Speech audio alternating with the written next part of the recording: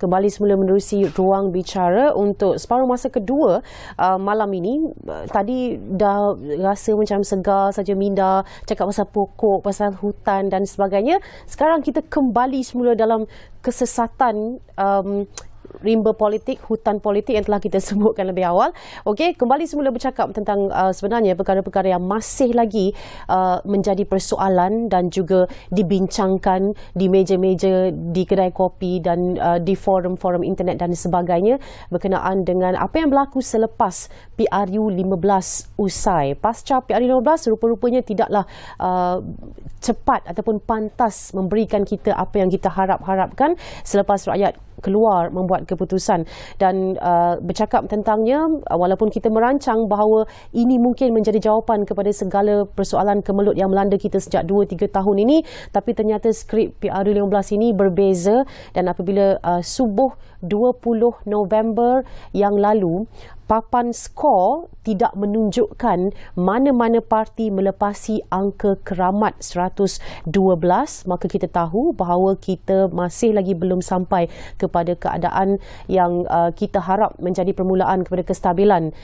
banyak perkara di negara kita. Dan keadaan parlimen tergantung pada masa itulah yang seterusnya membawa kepada kebijaksanaan Seri Paduka Baginda yang di-Pertuan Agong Sultan Abdullah yang kemudiannya merungkai semua perkara itu dengan penyelesaian yang kiranya harus ataupun pasti memberi kebaikan dan manfaat kepada banyak pihak. Dan ini perkara yang perlu kita fikirkan, kita pegang dan kita fahami, kerana apabila sampai ke saat ini 2 minggu kemudian, kita kadang-kadang terlupa bahawa selama 2-3 hari pada masa itu kita sebenarnya tidak ada jawapan sehinggalah yang di-Pertuan Agong memberikan jalan penyelesaian. Bercakap tentang ini, aspirasi istana menangani pandemik politik bersama-sama dengan Cik Mujibu Abdul Muiz, fellow kursi Institusi Raja-Raja Melayu, Universiti Teknologi Mara UiTM. Kita hubungi menerusi talian Zoom sekarang ini. Cik Mujibu, apa khabar?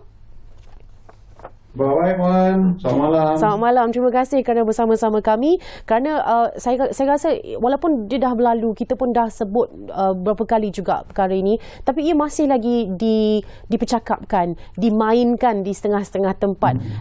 Bagaimana mungkin apa yang kita ada sekarang, kerajaan yang sebenarnya ataupun mungkin tidak begitu mengikut apa yang kita rancang, yang kita harapkan berlaku menerusi sebuah pilihan raya. Tapi kita nak faham sebenarnya mesej yang wajar kita hayati dan kita pelajari dalam proses penyelesaian kemelut pembentukan kerajaan selepas PRU 15 yang berlaku sebelum ini. Mungkin boleh Cik Mujibu mulakan dengan itu.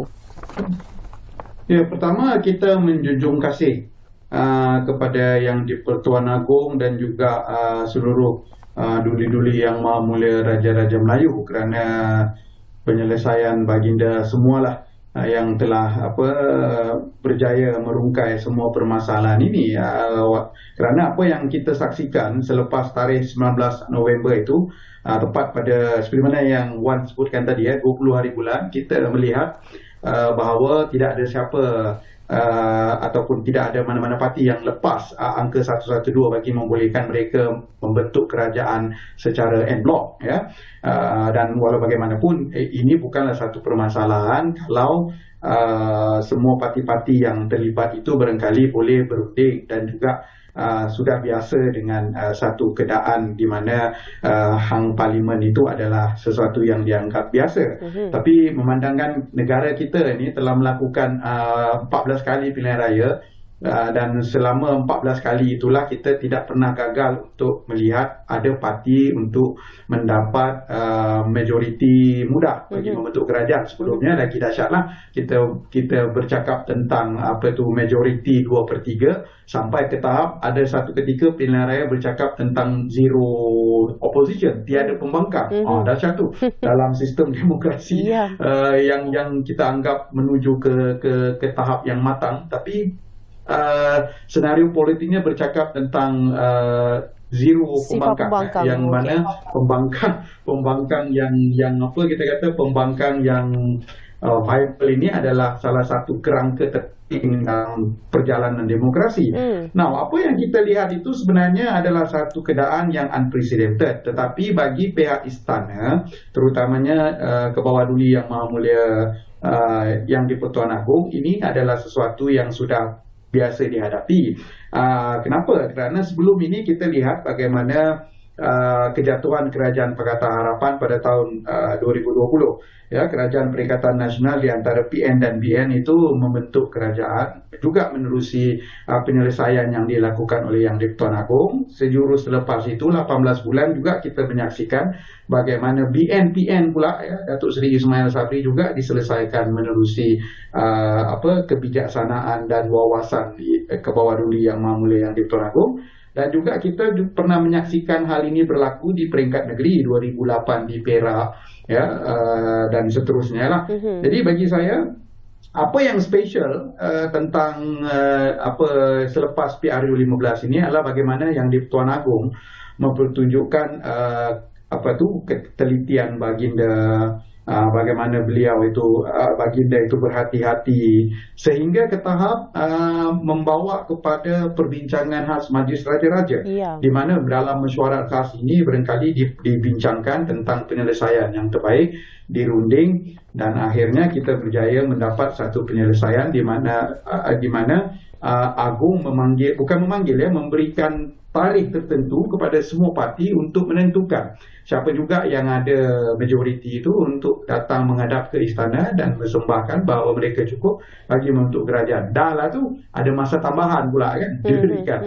Jadi saya rasa ini menunjukkan bahawa bagaimana kebijaksanaan, hemah tuanku, perundingan itu berjaya menyelesaikan kemelut politik ini, dan akhirnya hal ini menjadi selesai dengan sempurna di sebalik situasi yang kita anggap sangat mencabar. Alhamdulillah dia selesai, dan kita mendapat kerajaan di mana kerajaan ini berjaya dibentuk dan sebagai sebuah kerajaan campuran, bukan sekadar soal majoriti 112 itu boleh dicapai, ya Wan, tapi juga telah mencatat hampir lebih 2/3 majoriti. Ya, cuma mungkin kita mau melihat apakah kerajaan campuran ini setelah kita melihat kedua kerajaan campuran sebelumnya itu tempoh hayatnya tak panjang, ya, 18 bulan, kemudian yang kedua tu dalam 15 bulan, ya. Kemudian kita melakukan pilihan raya dan ini berlaku. Tapi apa yang dipertunjukkan dalam hal ini ialah bagaimana tuanku saya rasa secara berhemah, ya, cermat dan juga teliti memastikan bahawa semua pihak itu di sebalik keadaan yang luar biasa dan rumit itu perlu menghormati lunas-lunas perlembagaan, dan sebagai orang paling tinggi di dalam hierarki kepimpinan negara, Tuanku Agong itu telah benar-benar memastikan perkara-perkara terpenting di perlembagaan, perkara 39, di mana kuasa eksekutif adalah terletaknya hak pemerintahan itu ke atas Yang di-Pertuan Agong, dan kuasa baginda itu berhak melaksanakannya, dan yang paling penting adalah perkara 40/2, di mana kuasa dan budi bicara Yang di-Pertuan Agong untuk melantik Perdana Menteri yang sentiasa diikat dengan perkara 43/2 yang meletakkan syarat bahawa mana-mana Perdana Menteri yang mahu dilantik itu mestilah dilantik di kalangan seorang ahli Dewan Rakyat yang pada hemah baginda mungkin mempunyai kepercayaan majoriti ahli Dewan Rakyat, dan ini telah dipenuhi semuanya, dan alhamdulillah dia selesai dengan baik dan berjalan dengan lancar. Okey, Cik Mujibu, antara perkara yang orang sebut-sebut sekarang ini, saya tidak undi Sipolan, tapi dia juga yang naik jadi kerajaan. Contohnya, saya tidak undi orang ini, tapi orang ini juga yang akhirnya terpilih semula dalam kabinet, sebagai contoh. Cuma mungkin kadang-kadang kita terlupa bahawa dalam keadaan parlimen tergantung ataupun tidak adanya keputusan majoriti mudah ini, siapa saja yang akan jadi kerajaan pun akan boleh dilemparkan perkara yang sama. Sesiapa saja yang mengundi akan boleh cakap begitu, kerana tidak akan ada satu-satu kerajaan yang benar-benar memperoleh undi daripada majoriti rakyat. Jadi kalau kita nak faham, kalaulah baginda Yang di-Pertuan Agong tidak mengambil inisiatif untuk, bukan sikit-sikit seperti Tuan sebutkan, ada Majlis Raja-Raja, kemudian baginda juga menitah untuk berjumpa dengan ketua-ketua utama parti-parti ini, ada perbincangan, ada nasihat, ada cadangan cadangan-cadangan yang dibuat dan sebagainya. Kalaulah baginda tidak hadir dengan inisiatif-inisiatif ini dan kebuntuan politik kita daripada 20 hari bulan tu berterusan lebih lama, apa sebenarnya impak yang kita semua akan terima? Ya, saya rasa dalam perkara ini Wan, apa yang Tuanku Agong tunjukkan kepada kita itu bagaimana institusi diraja itu benar-benar merefleksi apa yang kita di kursi sering kaitkan institusi diraja sebagai pancuran keadilan, fountain of justice. Ini jelas kalau tidak diambil inisiatif itu, dan Tuanku mengambil segala ruang inisiatif yang bukan saja kita kata dari perspektif perundangan, tapi juga daripada perspektif bukan perundangan, memberi masa Tuanku mencemar duli menyantuni media di luar istana itu dengan bertitah secara umum bahawa perlu ada satu kerajaan perpaduan dibentuk, semua orang mesti bersikap rasional, move on, bergerak ke depan demi rakyat dan negara tercinta. Ini saya rasa sudah cukup mempertunjukkan bagaimana institusi raja, terutamanya Tuanku, telah memberi segenap ruang kepada semua pihak yang terlibat ini bagi memastikan mereka itu boleh berunding dan move on dan sentiasa meletakkan kepentingan rakyat dan negara di hadapan. Kerana jelas kesan jangka panjang ini bukan jangka panjang sajalah, jangka pendek dan jangka sederhana juga perlu diambil kira, kerana hal ini pernah berlaku, dan ia berlaku ketika negara benar-benar memerlukan satu kerajaan yang kuat dan stabil. Ketika kita dilanda satu unprecedented pandemik, ketika berlakunya COVID-19, kita terbadai dengan itu dan kita terpaksa menggunakan enactment darurat dan sebagainya. Dan ini kita melihat bagaimana kesan kepada itu membawa kepada rantaian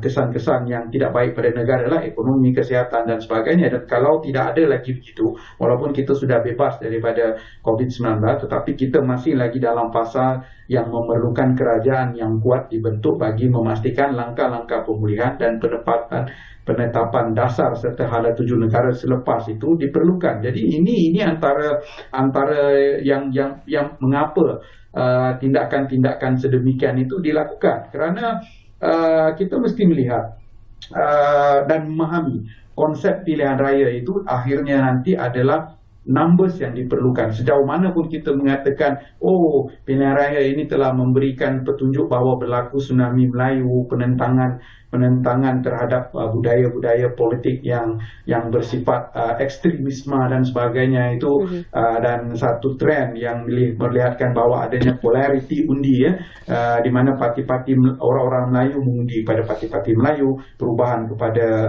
sentris yang bersifat fundamentalis dan sebagainya, kemudian pengekalan undi-undi bukan Melayu terhadap PH yang kembali membina momentum selepas kelesuan undi itu di Johor dan juga di Melaka.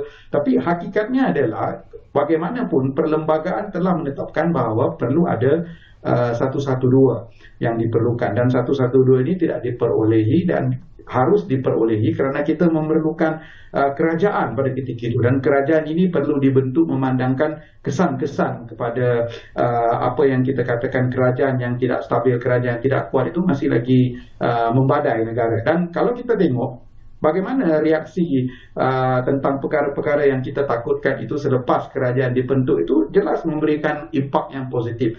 Mata wang kembali naik, pasaran saham kita kembali segar dan mengukuh. Kemudian kita tengok sentimen-sentimen pelabur juga sudah mula positif kepada kita. Jadi maknanya mau tak mau memang tetap kita perlu memerlukan kerajaan. Dan dalam hal ini bagaimana institusi diraja itu memperlihatkan pancuran keadilan itu dalam konteks kita kata Tuanku telah menggunakan sepenuhnya kuasa yang diperuntukkan kepada baginda di dalam perlembagaan itu bagi memastikan perkara-perkara yang sepatutnya ini, dan yang paling penting semua pihak mematuhi peraturan permainan agar tidak melanggar apa juga batas-batas sekatan yang telah digariskan oleh perlembagaan itu, diangkat, dijunjung dan dihormati oleh semua pemain politik. Jadi saya rasa dalam hal ini yang barangkali Tuanku tidak berjaya kendurkan itu dalam perspektif ini adalah keegoan dan juga politiking yang tinggi yang masih lagi saya rasa tebal pada orang politik pada ketika itu. Tetapi alhamdulillah ianya selesai dengan baik, dengan aman, dan yang paling penting masih lagi dalam kerangka yang disahkan oleh perlembagaan dan juga dianggap sebagai penyelesaian yang demokratik kepada semua pihak. Baik, kalau kita nak bercakap tentang kematangan, kita selalu menyebut bahawa pengundi-pengundi kita perlu matang supaya mereka boleh buat pilihan yang tepat dan sebagainya. Bagaimana pula kita tidak pernah menyebut tentang ahli-ahli politik kita yang juga perlu dimatangkan supaya mereka boleh berpolitik dengan cara yang stabil, seimbang dan tidak memberikan kesan mudarat kepada rakyat. Dan bercakap pasal benda yang sama juga, kalau kita nak menyebut bagaimana kerajaan perpaduan ini dibentuk, hasil ataupun bertapakkan daripada pengorbanan banyak pihak. Yang saya nak sentuh tentang DAP yang mengatakan mereka banyak berkorban untuk menjayakan sebuah kerajaan perpaduan seperti ini, dan itu yang nyata. Yang di sebaliknya mungkin juga kalau kita cakap tentang BN, PH yang lain yang baru saja 2 minggu 3 minggu lepas masa PRU mereka saling berperang antara satu sama lain, tapi bila sampai masanya dicadangkan oleh baginda Di-Pertuan Agong, mereka menerima, mereka menolak segala yang tidak setuju itu ke tepi untuk memastikan kerajaan perpaduan ini dapat dibentuk. Jadi adakah itu satu contoh bagaimana kematangan politik sebenarnya boleh dicapai selepas ini supaya kita tidak terjebak lagi dengan perkara-perkara seperti ini? Ini memerlukan, saya rasa, pengajaran politik yang paling kejam lah bagi membentuk satu kematangan di kalangan pemain politik. Jelas, seperti mana yang sering kita bincangkan, ya Wan, di dalam beberapa wacana kita di Bernama ini, sukar untuk kita melarang ahli politik ini untuk bermain politik. Seumpama kita dalam musim bola ni melarang pemain-pemain bola sepak seperti Messi dan Ronaldo menggelecek bola, itu saya rasa dalam hal ini itu memang sesuatu perkara yang tetapi ini adalah satu aspek pengajaran di mana pengajaran dia terhadap kesemua pemain politik adalah bagaimana mereka sepatutnya harus bergerak ke hadapan dengan mengambil kira bahawa politiking yang berlebihan itu akan merugikan mana-mana juga pihak. Kerana apa yang diperlukan pada ketika ini adalah bagaimana mereka boleh membentuk satu kesepahaman politik dan dalam masa yang sama melihat bahawa ada aspek-aspek yang lebih penting daripada aspek berpolitik itu sendiri, daripada aspek mencari kerusi di dalam pilihan itu sendiri, ya, dengan menerima dua hakikat. Hakikat pertama adalah bagaimana dengan pertambahan pengundi ini dia telah melahirkan pengundi yang liar. Ada juga beberapa rakan-rakan akademik saya juga yang mengatakan ini adalah pengundi yang free and easy pengundi ini kan.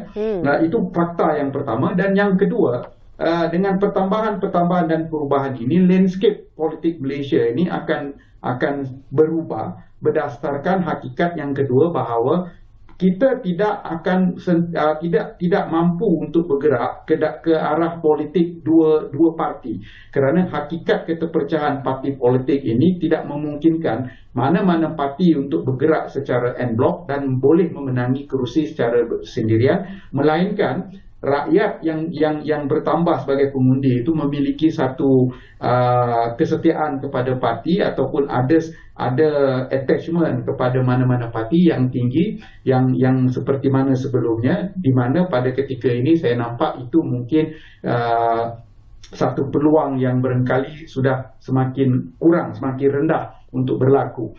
Jadi dua fakta ini telah memungkinkan setiap parti politik itu untuk melihat ke depan bahawa kalau kita berterusan untuk berkeras mempertahankan apa juga yang mau dipertahankan dan sentiasa melihat ini daripada perspektif dan kacamata parti, maka saya rasa agak sukarlah untuk kita membentuk kerajaan. Apatah lagi ini, kerana sebelum ini kita telah melihat bagaimana kerajaan itu boleh bertahan berdasarkan confidence and supply agreement, ya, dan juga ada MOU dengan kerajaan. Maka daripada titik pengajaran ini kita boleh menyaksikan bahawa sebenarnya boleh berlaku dengan syarat ahli politik ini mampu untuk mencari satu titik pertemuan bagi memastikan titik pertemuan ini membolehkan semua pihak berada dalam situasi menang-menang. Syarat yang kedua adalah mereka harus melayan musuh politik mereka itu sebagai saingan yang profesional, tidak lagi melihat mereka sebagai seteru politik yang akan menyusahkan. Kerana di akhirnya nanti kalau perkara ini tidak dapat dipahami, maka sukarlah untuk mana-mana pihak mahu mengalah dan akhirnya kita akan kembali kepada square one, ya, ada deadlock politik dan sebagainya. Jadi ini saya rasa dia perlu kepada pengajaran yang terbesar lah. Dan saya rasa pengajaran terbesar yang boleh didapati, baik siapa juga yang membentuk kerajaan dan juga yang tidak menjadi kerajaan, adalah harus bergerak ke depan, memikirkan bagaimana cara untuk ini, dan kalau boleh kurangkanlah politik itu, jadikanlah mereka ini sebagai saingan dan anggaplah yang tidak menang itu tidak kalah semua, dan mainkanlah peranan mereka sebagai pembangkang dan juga menganggap diri mereka itu sebagai kerajaan in waiting. Kerana jelas pada ketika ini walaupun dilihat kalah, tetapi Perikatan Nasional sedang membina momentum yang baik. Dan momentum yang baik ini kalau diaplikasikan dan digarap dengan baik, disusun dengan kemas, ya mungkin tidak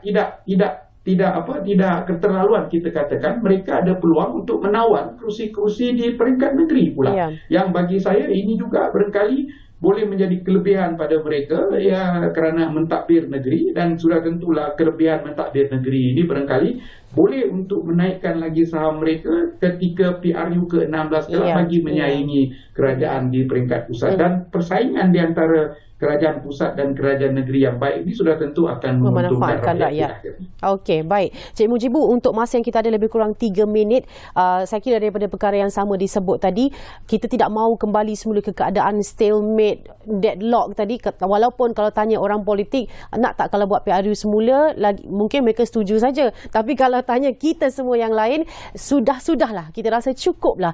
Apa kata berikan masa breather selama 5 tahun ini untuk kita bernafas dan memikirkan perkara-perkara yang lain pula yang penting dalam kehidupan kita sekurang-kurangnya, sebab semua orang sudah merasa berada di kerajaan, di pembangkang, ada orang yang berpuluh-puluh tahun jadi kerajaan, apalagi ada orang yang berpuluh-puluh tahun jadi pembangkang, tak ada masalah pun. Jadi mungkin ini masanya untuk kita benar-benar menghayati dan menghormati apa yang telah pun diputuskan berasas daripada kebijaksanaan istana, kebijaksanaan Seri Paduka Baginda Di-Pertuan Agong sendiri. Jadi untuk menghormati apa yang kita ada sekarang dan mempertahankan supaya ia menjadi sesuatu yang stabil untuk sekurang-kurangnya 5 tahun ini. Secara ringkas, Cik Mujibu. Ya, saya rasa kita perlu berbalik kepada apa yang telah dizahirkan dalam kemelut ini. Bagaimana tuanku itu telah bertindak dalam erti kata yang sebenar sebagai payung rakyat. Apa refleksi dia? Ya, refleksi dia adalah bagaimana tuanku agung dan juga institusi diraja kita ini telah mencernakan apa yang kita di kursi katakan sebagai Raja Pancuran Keadilan, Fountain of Justice itu, kerana kebijaksanaan dan keperhatian Tuanku Agung dan duli-duli yang Maha Mulia Raja Melayu itu jelas telah menjadikan suasana runit ini telah dapat diatasi. Dan ia berjaya diatasi, yang paling cemerlang bagi saya adalah kerana ia berjaya diselesaikan dengan tenang, adil, dan kesemuanya dilakukan dengan mendahulukan kepentingan rakyat dan negara. Dan yang paling penting, sosok Tuanku Agung ini yang tenang, teliti, cermat dan sentiasa berusaha dalam setiap ruang lingkup kuasa yang bagi dia boleh untuk mencari penyelesaian, memastikan semuanya itu boleh selesai berpandukan dengan kuasa yang ditentukan oleh perlembagaan, dan sehingga ke tahap memanggil Majlis Raja-Raja menerusi sidang khas. Yang pada kita ini pengajarannya, ya Wan, antara ini yang saya rasa ini adalah bagaimana kita boleh melihat institusi diraja yang di-Pertuan Agong ini sangat penting, kerana kita boleh merasa aman, tenang, selamat disebabkan adanya institusi ini. Jadi kita beranggap, kalau ada masalah politik, institusi diraja ini boleh diselesaikan. Ini sangat penting. Dia jelas memberi kita pengajaran dan memberi kita tahu refleksi tentang bagaimana kepentingan institusi diraja yang di-Pertuan Agong ini dalam erti kata sebagai pelindung kita dan penjaga perlembagaan, memastikan perlembagaan ini sentiasa terjaga, sentiasa dijunjung, sentiasa didaulatkan. Dan yang paling penting, Baginda Agong ini menjadi pengimbang dan penyemak kepada seluruh cabang kerajaan, eksekutif, legislatif, kehakiman dan sentiasa memastikan cabang-cabang ini berfungsi dengan adil dan penuh tanggungjawab demi kepentingan negara, dan yang paling penting berjaya mengimbangi bahawa semua pihak ini memastikan semua orang mengikuti lunas-lunas perlembagaan, memastikan pentadbiran negara berada di landasan yang betul, dan yang paling penting kesemua ini boleh diselesaikan dengan cara yang baik, dengan cara yang demokratik, tanpa perlu kepada pertikaian yang merumitkan lagi. Jadi ini yang saya rasa kita telah lihat dan kita telah perhatikan sepanjang kemelut ini tentang bagaimana pentingnya institusi diraja dan sosok yang di-Pertuan Agong ini yang telah berjaya menyelesaikan untuk kita semua. Okey, itu telah pun diperkatakan dengan sangat baik yang membuatkan kita terfikir sebenarnya tentang satu institusi yang melindungi kita dalam yang akan memberikan kita tempat untuk menumpang kalau kita kepanasan ataupun kehujanan, rumah yang kita boleh pulang semula kalau kita kesesatan. Terima kasih kita ucapkan kepada Encik Mujibur Abdul Muiz, Fellow Kerusi Institusi Raja-Raja Melayu UiTM, kerana bersama-sama kami malam ini. Terima kasih Encik Mujibur. Sama-sama, Wan. Ya, mungkin pada lain masa kita akan bersua lagi dan bercakap lagi tentang perkara yang berkaitan. Dan malam ini sebenarnya menutup bicara berkenaan dengan aspirasi istana menangani pandemik politik, menghayati sebenarnya apa yang telah pun diazamkan, ditekadkan dari pintu istana, dari suara istana, berasas dan bertitik tolak daripada kebijaksanaan daripada kebaginda yang di-Pertuan Agong untuk memberikan kita penyelesaian yang wajar untuk perkara yang kita depani sekarang ini. Menutup pertemuan untuk malam ini, jumpa lagi pada lain masa. Saya Wan Syarina, teruskan menonton siaran Bernama TV.